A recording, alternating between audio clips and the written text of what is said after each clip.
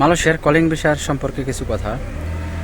অনেক ভাই কমেন্ট করেছেন, লিখেছে সেই জায়গায়, ভাই আমাদের অফিস থেকে বলছে 4 তারিখে ফ্ল্যাট দিব, কেউ বলবার লাগছে 2 তারিখে, কেউ বলবার লাগছে, মানে এক একজনের এক এক এরপরে কেউ কোশ্চেন করেছে, লিখেছে ভাই আমার সব কিছু হয়ে গেছে, আমি কি মালয়েশিয়া আসতে পারবো বা যাইতে পারবো।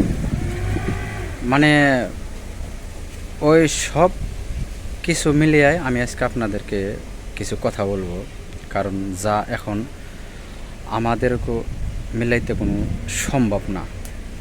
আমরাও যে একটা মিলিয়ে আপনাদেরকে কথা বলবো বা ভরসা দেব, সেই ভরসাও কিছুক্ষণ আগে খবর পেলাম সেই ভরসাটাও শেষ। কারণ কিসের জন্য,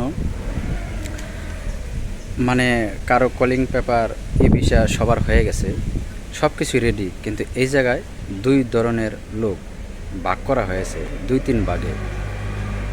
সেই ভাগটা হলো আপনার, এইমাত্র খবর পেলাম মালয়েশিয়ার যে গভর্নমেন্ট 48টা কোম্পানির সিলতালা করে দিছে। এদের নামে কোনো ভিসা ইস্যু হবে না, বা যা আবেদন করেছিল ইস্যু হয়েছে ওই লোকগুলো তারা আসতে পারবো না, তাদের ভিসা বাতিল করে দিব। যাই হোক, কারণ কিসের জন্য বাতিল করব সেই কথাগুলো বলছি, বা বাতিল করছে কিসের জন্য। লোক আনার পরে তারা কাজ দেয় নাই বা বেতন ঠিক মতো দেয় নাই, কারণ হয়রানির শিকার, অত্যাচার করছে তাদের উপরে, এগুলা অনেক কমপ্লেন করছে। সবাই তো আর সব, মানে এখন তো নেটের যুগ, কিভাবে কোন জায়গায় কী করা লাগবে সব কিছুই কিছুক্ষণের ভিতরে সব খবর পাওয়া যায়। তাই কেউ অনেকেই কমপ্লেন করছে, সেই কমপ্লেন অনুযায়ী আয়সা থেকে সব তথ্যগুলো সঠিক, তখন সাথে সাথে ওই সমস্ত লোক কোম্পানির যে লাইসেন্স সব বাতিল করে দিয়েছে। এই 48টা কোম্পানির মধ্যে যে সকল বাংলাদেশি ভাইয়েরা আপনারা জড়িত আছেন বা আপনাদের ভিসা ইস্যু হয়েছে, আপনার সব কিছু ওকে হয়ে গেছে, খালি ফ্লাইট ডেটটা বাকি, কিন্তু আপনারা আসতে পারবেন না। ওকে, এরপরে বাংলাদেশ থেকে কিছু রেকর্ডিং এজেন্সি আছে, ওই এজেন্সিগুলোর নামে কমপ্লেন আছে, অনেক লোক তারা পাঠাইছে, পাঠানোর পরে মালয়েশিয়া কোনো কাজ কোম্পানি তারা বসে রয়েছে, কোম্পানি পায় নাই, এমনও রেকর্ড আছে।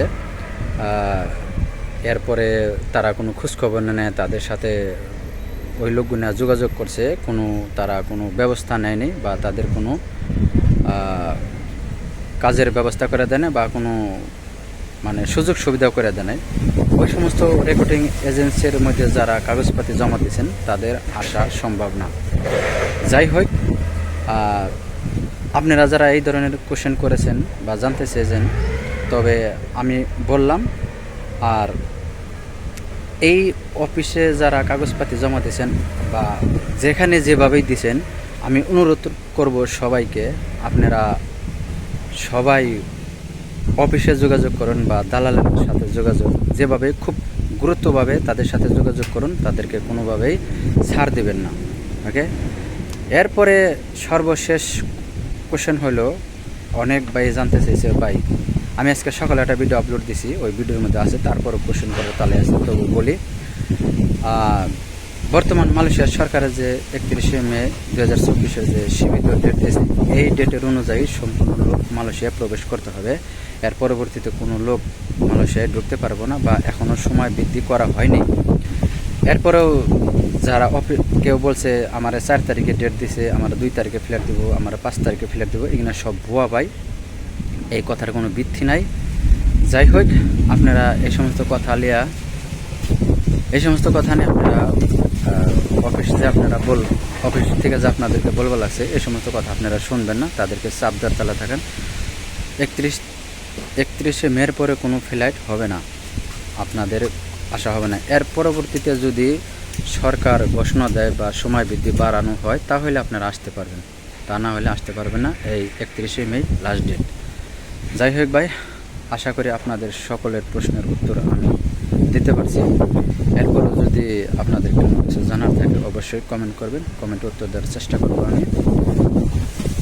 ভিডিওটা দেখার ভিডিওটাই দেখার পর যদি ভালো লাগে অবশ্যই চ্যানেলটাকে সাবস্ক্রাইব করে দেবেন, পাশে থাকা বেল আইকন অন করে রাখবেন। পেজ থেকে দেখলে পেজটা ফলো দিয়ে বেশি বেশি শেয়ার করে সবাইকে দেখার সুযোগ করে দেবেন। অনুরোধ রইল সবাই ভিডিওটা বেশি বেশি শেয়ার করুন। ওকে, আল্লাহ হাফেজ।